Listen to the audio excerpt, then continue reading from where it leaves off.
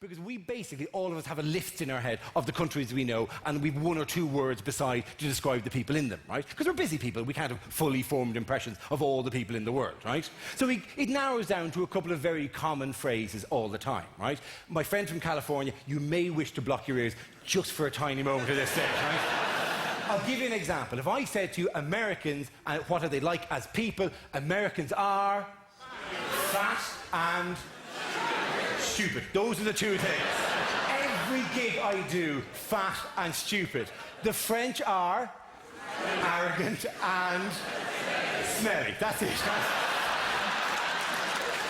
Every gig, the same two words. The Dutch are stoned. Right, that's that. It's harsh, but and clearly these things aren't true. But the joy of this thing is you can do that for a few different countries, right? But then it peters out quite dramatically when you get a little bit outside of Europe, right? Or outside the English-speaking. Face it, none of us as a crowd would go, Slovenia? Ah, Jesus, those feckers. Ah, sure, they're, rampant and well-read. We don't have phrases for all these people. Oh, the Tongans are tall and well-mannered. It just... we don't have phrases for all the countries of the world. And there's loads of obscure countries in the world that we know nothing about, right? So feck it, we should just make shit up. Every 5 years in the UN, there should be a draw, like a giant bowl, like the FIFA draw. And the ambassador from a country, name for me a very obscure country. Cork, right?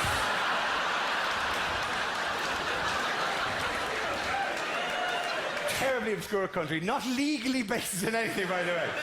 More obscure than that. Well, name me an obscure country.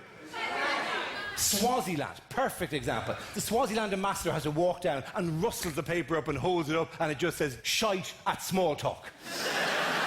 And then for the next 5 years, every time you hear about Swaziland, you go, oh, jeez, they're shite at small talk. Oh, sure, I met a lad from Swaziland. I said, how's your wife? He said, she's very dry. You mean she's a very dry sense of humour? That's not what I mean at all. Well, I'm shite at small talk. And you can just make this stuff up, for God's sake. Another obscure country. Angola, perfect example. Who among us truly knows about the Angolans? Who among us has studied, has lived, has travelled? Who among us has seen from the passenger seat of a jet plane what the people of Angola are truly like? One man knows what the Angolans... I'm working up to you, by the way, here. It's got He could describe for us in a couple of words the characteristic, the not physical, personality traits, come up with a couple of ones now, that perfectly sum up the Angolans. Scott, in your wide-ranging RAF-based knowledge, the Angolans are... Angry. Angry and... Violent. Angry and violent.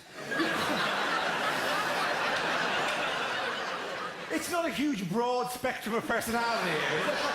Luckily, they combine their anger with a bit of violence, so it all works out well for them. Let's try one more. What did you say? Oh, Vanuatu. Very good. You're loving that, aren't you? You're very happy you shouted Vanuatu. The people of Vanuatu are... Vacuous. Good answer. I like the way you're thinking here, right? Vacuous and... Unknown. The people of Vanuatu are vacuous and unknown. It's no surprise that they've remained so unknown, given that when you finally get to know them, there's nothing there. You should see them stuck on a lift with the Angolans. Oh, the Angolans are kicking off in a huge way. But the Vanuatuan people have no opinion to offer in the situation. I know it's slow, but is it? I don't know. I didn't say about the whole thing. And you're kind of wondering, Dara, what's the point of this? The point of this is, in a week's time, there will be a news report where they say, and there is a situation brewing at the moment in Vanuatu. And you're going to go, oh, those vacuous pricks.